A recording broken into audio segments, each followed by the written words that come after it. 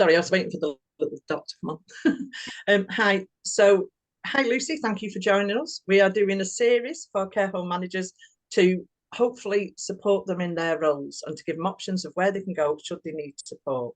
And we're joined today with Alvina from Enigma International, and I'll just let Alvina tell you what Enigma International does.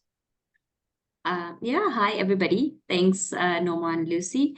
So if you're a manager and one of your stress factors is recruitment, you can call Enigma International. We recruit, care managers, care and support workers, and anything in between for the UK care sector. So give us a call, give us a follow. We're there to ease your recruitment and retention stress and any other way that we could help in terms of recruitment and retentions. Fabulous. Thank you very much, Alvina. So Lucy, about you, great to see you. Absolutely made up to see you. We don't get much time to talk to people, do we really? We tend to be like little one-band pony things. Possibly. Tell us a bit about Lucy. Yeah? Oh, well, I'll tell you about Lucy, but I've got to on that point. So is it that we don't get to talk to people? Or is it we daren't put time in our diary because if we do, we won't do anything else because we'll just spend hours talking? Well, there's so much to talk about, isn't there? When you're passionate as we are, we do end up, we could be there forever, couldn't we? Just and never get anything done now. So, tell us a bit about you and basically all about you, what you think is the barriers for care home managers these days, where we can go, what they can do. And then we'll end eventually with what's next, what's coming up for Lucy. Lucy next. Okay. So over to you, Lucy. For those that don't know me, I'm Lucy Buxton. I'm owner of LJB Coach Consultancy and LJB Young People's Coaching. I'm a nurse, I'm a coach, I'm a trainer of neuro-linguistic programming and a trainer of hypnotherapy and timeline resourcing. I've worked in social care for a very long time. And I guess it's that there's not much I haven't seen. I spend my time now working with individuals that work in social care, leaders, staff, people who are employed, and helping them get through times that are less easy. And I help them to grow and thrive, expand their thinking, let go of all of those things that wake you up in the night, things that challenge you. I also work with teams and businesses to help them grow, build their values, build that well-being whole culture and ethos. When I'm not doing that, I write courses for people. I've recently had a coaching program produced for the Institute of Health and Social Care Management. I speak at shows. I've got a little podcast on YouTube. When I'm not doing that, I coach young people and I'm a mom. I'm a dog mom and a cat mom, and I live in the countryside and I've got a big garden to manage. So there you go. That's true. I was going to say in a nutshell, but it would be a very big nutshell. We can never contain Lucy, especially with all your lovely energy. Beautiful. So barriers for care home managers these days, as we know, they're increasing and there's more and more stress and everything. So how do you feel that managers can manage their role and reduce stress for themselves? What would you say to them to be able to do? I think for taking their own responsibility for themselves. Yeah, fundamentally it starts with them. Any change starts with the individual, and I think it's about acknowledging that they matter. And that their thoughts, their feelings, their physical well-being is important. And actually they have a responsibility to ensure that they are in a good place. We are seeing a lot of managers that are at effect of something. So they're feeling the emotion related to the situation. Oh, it's terrible, this is happening. Oh, it's terrible, that's happening. Rather than being in a place of what I would say at cause, where you're accepting the situation for where it's at and you're taking responsibility for that. So yeah, this is happening and this is what we're doing about it. And fundamentally, we've seen a massive exodus from social care and the NHS. So a lot of knowledge, a lot of skills have left. And people have been promoted into roles where potentially they might not have the knowledge and skills. Also, they haven't got the inner resources. One, because their values might not be at that point. It might be that they've not had the experiences or the training to be able to get there. It might be that they've not had the life experience yet. And they're feeling out their depth. It's difficult. We're also seeing a lot of pressure. So there's a lot of fear in the system. There's a lot of regulation. There's a lot of inspection. And this is all on the back of a pandemic where they went from one thing to the next and didn't get the time to process the emotion that they felt. So their little brains just stored it away. What they can do is realize that they matter and actually then say, I matter, I need some help. And it's about just being really brave, putting your hand up and saying, I need some help. Now, we see a lot of people that post and say how difficult things they are, and people offer help, but then they don't, as individuals, take responsibility and accept the offer of help. But they have to be ready to do that.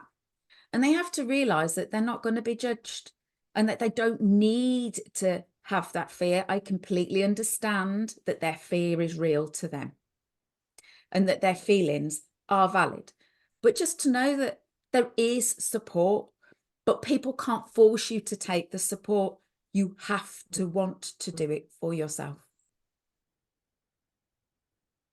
So if you're feeling undervalued, you don't feel appreciated, you don't feel like worth it, then you don't feel worth, you know, it's only me, it doesn't matter, I'm not getting help, I'm not good enough for that. And they do spiral downwards then, don't we, instead of lifting ourselves up.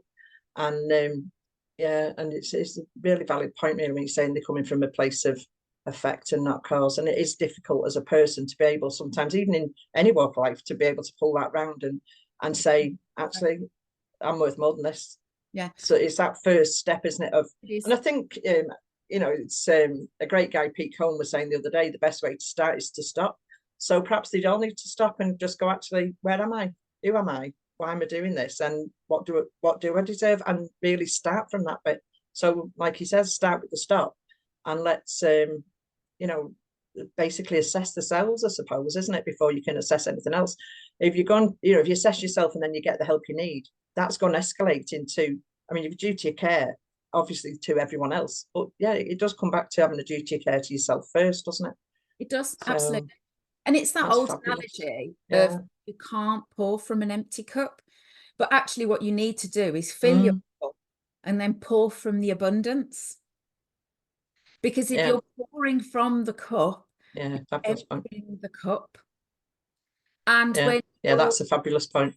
Tired and you're worn out and your belief is low, it's about finding that little bit of strength and just saying, I just need somebody in my corner, because that person will believe in you until you can build that belief in yourself again. It's about, that's lovely, isn't it? Because it's about trusting in yourself and that emotional intelligence to know this is not right for me. I matter. The way that I'm being spoken to, that's not acceptable, because so many people just accept it. Actually, no, that's not healthy. That's not good. Disrespecting your boundaries, all this kind of stuff. It's about being able to say, I'm a person. I have feelings. I have needs. I have wants. And that's important. I matter. Definitely. Yeah, definitely. And it's value yourself first and realize it, isn't it? Because it's not just through the work, is it? It's not just through the being a care home manager or a care home provider that you start feeling like that with people as well. I mean, they could have divorce, deaths, disease, all sorts going on in their own lives, you know, childhood traumas that they've not dealt with. There's so many other things. And after a pandemic, I mean, come on, you know, where's the caring care? Let's get it back in there because it really needs it. And they've got all that person stuff to deal with before they become a manager. And they don't, you know, with the pressure of the job, the hours they're putting in, the actual more and more, another audit, another training course, somebody else to look at what, you know, judge you and say what you're doing and this and that, always monitoring.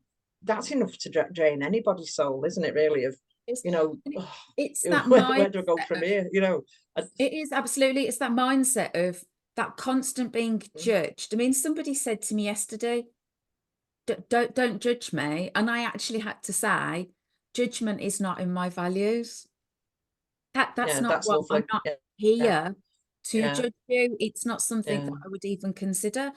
And yeah. I think we have to change mindsets to be empowered, to be inspired, to grow, but be motivated by showing the fabulous stuff that you do, rather than being fearful of what you might have got wrong and any reprisal that you think might get.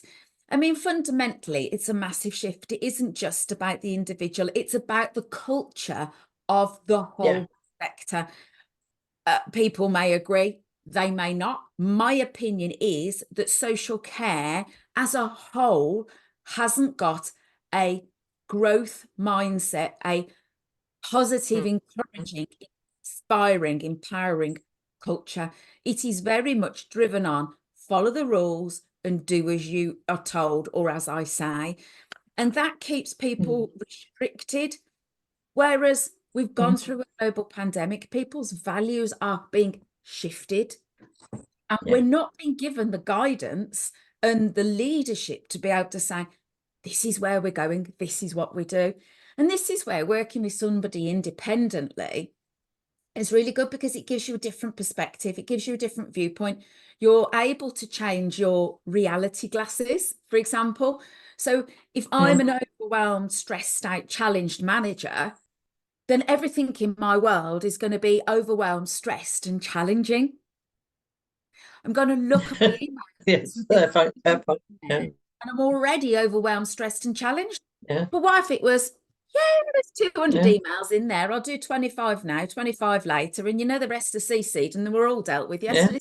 Need to worry about them.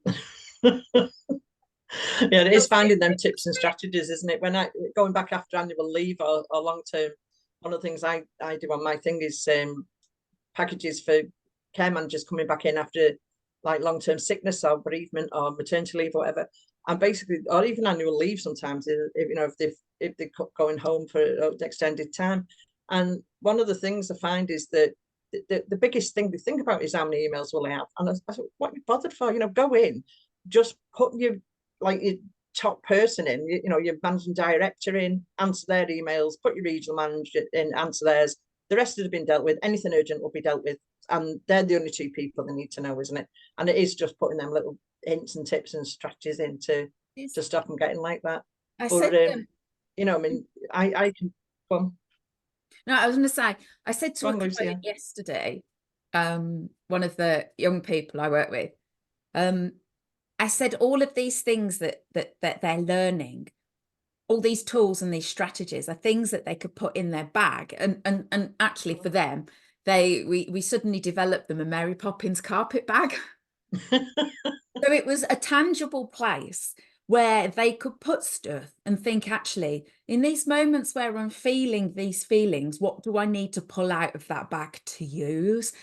And this is where care managers who can have external support, or potentially if there's somebody who's been through these situations before, or who might have a different perspective, can actually come along with those strategies, those methods of being able to deal with these things.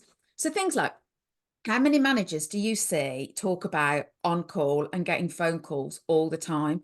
Yet fundamentally, they're the one that carries the phone around with them all the time, and they don't leave it to ring. They answer it straight away. So they've made themselves available. They don't empower the people to sort the problem out for themselves. Because if you don't answer the phone, if it's that urgent, what's the person going to do?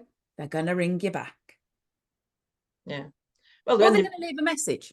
Ring you and don't leave a message. Yeah, but the ones that ring you and don't leave a message, that should really irritate me. I'd be like, please leave me a message so I know on the scale of 1 to 10 where we're at with this. Plus, if it's a fire or an emergency, they'll have the wonderful emergency services there, they won't be needing to phone me. So that was my basis for things, you know. And leaving something, you know, somebody phones in sick, leave a strategy for them to follow. Have you followed that? Have you phoned these people? Have you done this and this? Then you ring me. Don't ring me first, because I'm not going to do that for you. Yeah, it's just empower your staff. Yeah, there's this element, this mindset of I have to do it. So is this kind of rescuer kind of approach, and then we have the victim kind of approach. So if we think about the drama triangle, we see this played out a lot, and that comes from a place of guilt or from blame. And that's where cleaning up our thinking, sorting out the stuff that we're carrying around with us is really healthy. And that might be done through counselling, it might be done through a coach, it might be done through your own self-exploration. You know, you could go on a retreat. It could be that actually it's something that the company you work for have a really kind of positive forward thinking approach and have a mentorship program. They might have a wellbeing program. But ultimately, as individuals, we need to take responsibility for ourselves. Because if we constantly do this and we're pointing the finger of blame, then there's no pointing back. You know, if somebody's disrespecting me in my own home, I'm going to ask them to leave. I'm not going to let them stand there and continue to disrespect me. But that took me a long time to learn to be able to do that. And I had to want to learn. So you have to want to change. You have to be ready. I have a fabulous story, which I probably have told you before, Norma. So a chap walks down the street and he sees a chap with a dog. And the dog's whimpering. And he says to the owner of the dog, "What's the dog whimpering for?" And he says, "He sat on a nail." He says, "Why doesn't he get off it?" And the owner says, "Because it's not painful enough yet." That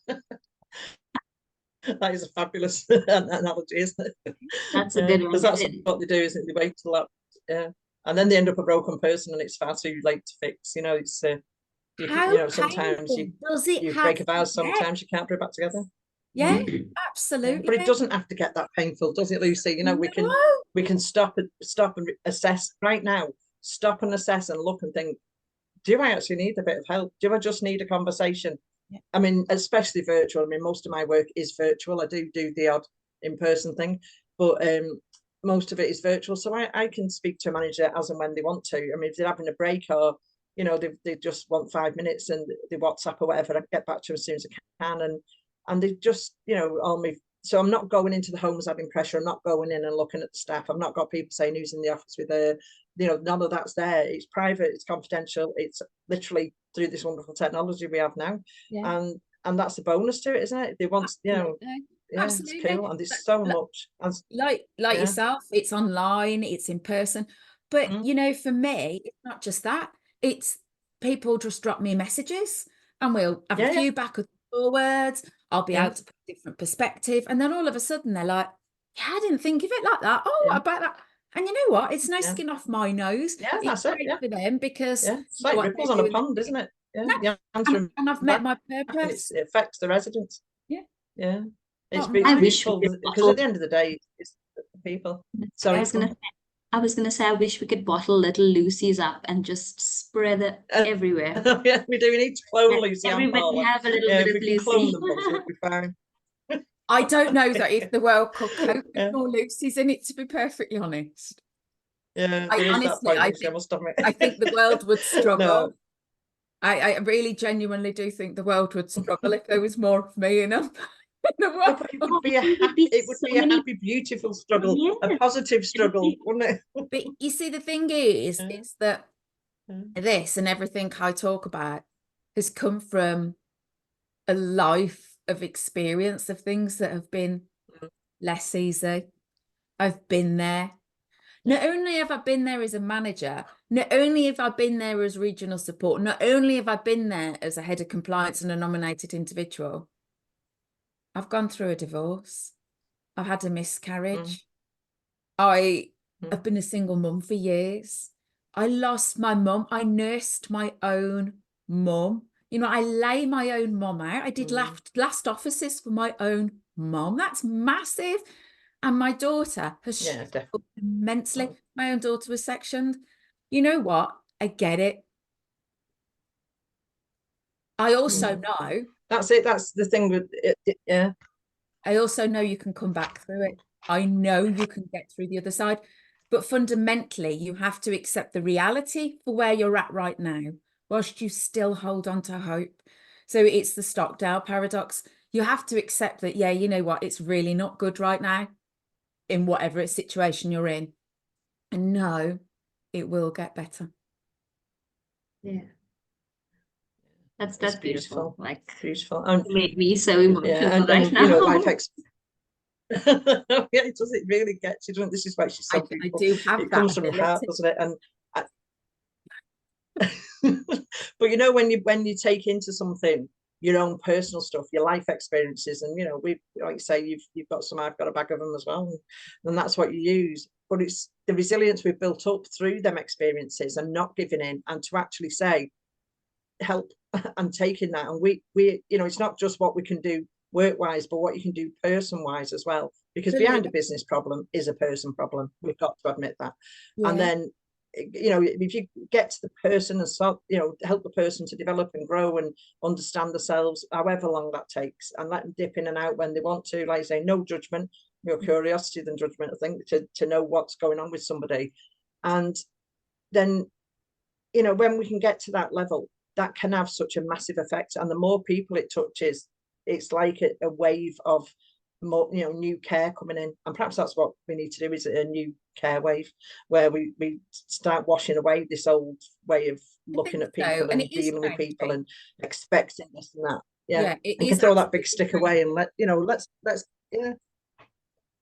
give them a virtual hug and high five every day and stuff like that. And I think it's not just the, it's so difficult. It's not just the little things, it's about the learning. It's about, I'm really excited to see the new way of regulation in England happening, the process and the bit around the well-being and compassionate leadership. I'm excited to have a look at when the regulator starts picking on these areas, these we and I statements in that, to go and have a look and a dig. Because fundamentally, any care outcome, if it's a positive one or a negative one, is based on how the team are.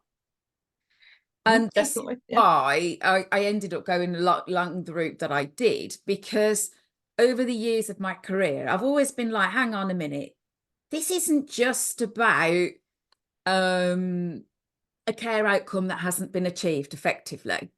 This is about, why didn't the team do it? What's going on with the team? How are they being led? How are they as individuals? Actually, we've just had a staff member die in the home. So no wonder we've got lots of accidents and incidents. No wonder we've got, you know, more sickness. It's that we are not widgets and we do peopling. And peopling is complex. And if you put people together, we all have relationships, and that is the process of relating to one another. And if as individuals we're not in a good place, how can we effectively relate with one another? How can we effectively communicate? How can we effectively gain the outcome that we want for those that we care for? We can't. It's simple. But the thing is, it's like you say, it's got to go back to the manager in the chair. And I did ask one of the regulators last year at the care show, you know, what is happening for the well-being of care home managers, and they said, we don't prescribe for that. And I thought, well, that's a really strange sentence, and perhaps you should go away and start prescribing for that, because they matter and they're real and they're people. Really interesting, you know, it's just really interesting. Look at the way that the regulator sets up the registration process. Who is the person that has to have the interview? That's stressful, that's difficult, it's not the provider, it's the registered manager. And historically, the thing is, they've been a convenient place to hang everything that goes wrong. Whereas actually, it is never always. And the thing is, and they're legally responsible in the eyes of the law for everything that happens in that home 24 hours a day, on holiday, sickness, bereavement, whatever. You're responsible, whatever's going on in that home. and you will carry the can no matter what at the end of it. So they have to be strong enough to know. And as a provider, if something happens in the home and it was really bad, they could come unstuck with things. So they really need to make sure that the managers are confident, resilient, and cared for, so that they can put these things in place, so there will be no repercussion on the provider. Because things like corporate manslaughter and stuff like that spring to mind, and it could get very deep and serious. But I'm sure we can save that for another day, because as we said earlier, we can go on forever, Lucy, can't we? But the main thing for me is to care for them that care for others, and to start getting more awareness for them, whatever they need, whether it's me, you, whoever, whatever level of care or support they need, and not all just audits and more training, but to go to the person and to look after them with their own stuff from the past. And so okay, thank you very much, Lucy. So saying that, what's new for Lucy? Where's Lucy heading next? And goodness, how can people get in touch with Lucy should they need to? Oh, well, what's new for me? All of this lovely stuff that I do, and that I've done as small groups online, and that I've done a lot face-to-face, one-to-one, I'm now doing it for whole staff teams. So we're talking 5 staff, we're talking 72 staff, we're talking 120 staff, and a program that is based on my I guess my scaffolding of my coaching program. And I run it face to face for the whole staff team to go through, and we work through where they're at, what they feel, what they think, what's going on for them. And we work through the values of the business, what they look like, sound like, feel like, what we think when we experience those values. We go down and we learn about how our brain does what it does. We look at different people's model of the world, stepping into one another's shoes, loads of stuff we talk about. And it fundamentally takes people from where they're at now to where they want to be, which is to be empowered, inspired, growth mindset. So that's really super exciting. I have something else which is super exciting, which will be announced over the next few weeks. So we'll just have to sit and watch the space on that one, because that's super exciting, but I'm just not quite ready enough to kind of put it out there. But when you see it, you will know. My one-to-one coaching will continue to grow. What else am I doing? Fabulous at Christmas. I had my lovely planner published. Hang on, I have one here. Now, this to me, every manager in social care should have one of these. Wow. So this is the social care lead. Fabulous. And you know what? It's not year specific, so you can order it today and continue to use it to the end of January next year. And it goes through all sorts of stuff. So you can put your priorities, key thoughts, observations. You can reflect. You can put your feelings in it. You can put your goals in it. You've got a month overview. So you know what? You've got a simple, easy, cheap resource there on your desk. So put it in there, and then you've removed half of your overwhelm already. Fabulous. That's an amazing tool. Let's hope people order them. And I'm sure I've probably got lots of other exciting stuff going on, as I usually do. But do you know what? That's enough, isn't it? Yeah, that's fabulous. It's more than enough. Like 10 people in one. So I guess the other part. It's like 10 people in one person's body. Oh no. Do you know where it is? Do you know where it is, Norma? I am just me, and you either love me or you don't. And either way, I'm okay with that. I really am. And so, this personality can be tailored to wherever I'm at. Love it. And that's absolutely fine. It's come from years of learning to go through stuff, sort it out, deal with it, and actually, you know what? The most important relationship you'll have in your life is the one you have with yourself. And I'm okay with this relationship. Wow. Amazing. It's good to see you. It's good to listen to everything. Oh dear. So I suppose you want to know. So how can people contact you then? Direct through LinkedIn. So you can find me under Lucy Buxton on LinkedIn or Right, on okay. my business page, or you can find me on my business website. You can find me on Instagram. You can find me on Facebook. You know what? Just put Lucy Buxton into the internet and I'm sure it'll bring up my ugly mug Turn somewhere. up. Fabulous. Thank you very, very much, Lucy. So I'll leave you, just go over back to Alvina. Are you okay, Alvina, there? Anything else? Thank you so much, Anything Lucy, else, for Alvina? Sorry. I think there's a delay. Thank you You're so much, absolutely Lucy, fine. for joining us. And for sharing your insight. It was truly inspirational. To me, as a manager in the recruitment sector, I can only imagine how much it would impact somebody in the care sector. Thank you so much for joining us. Hope to work with you soon. And if you are watching and you are a manager or owner in the care sector, please look for Lucy Buxton. Find us as well, Enigma International, for all your recruitment retention needs. We're here to help ease the recruitment stresses. It's the one thing that we can do. And for everything else, reach out to Norma and Lucy. Over to you, Norma. Oh, no, thank you very much, Alvina. I'm just really happy to speak to Lucy because she brightens everybody's day. I can't wait to see what does come. I don't So know if that's my the end kids from us would for this say week. that.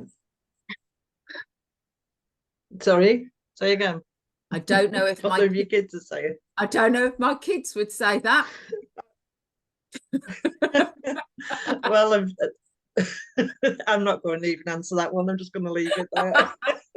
Thanks very much, Lucy. Thank you, Alvina. We'll see you soon. Thank you very much.